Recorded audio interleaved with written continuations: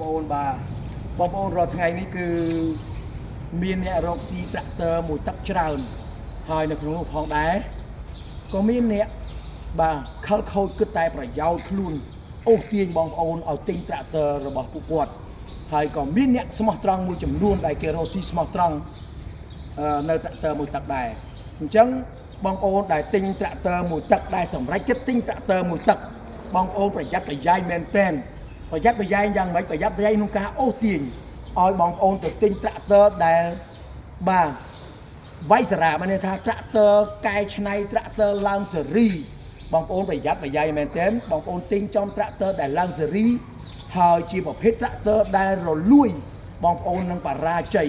បងប្អូនដឹងស្រេចហើយថាលុយរបស់យើងពិបាករកណាស់អញ្ចឹងមុនសម្រាប់ចិត្តទិញត្រាក់ទ័រមួយទឹកប្រយ័ត្នប្រយែងមែនទែនបាទថ្ងៃនេះជាសុខជាតិបាទមានត្រាក់ទ័រមួយទឹកច្រើនដែលជាប្រភេទត្រាក់ទ័ររបស់ក្រុមហ៊ុន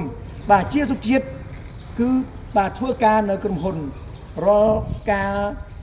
ផ្ដល់យោបល់ទៅឲ្យបងប្អូនដែលទិញត្រាក់ទ័រមួយទឹកគឺ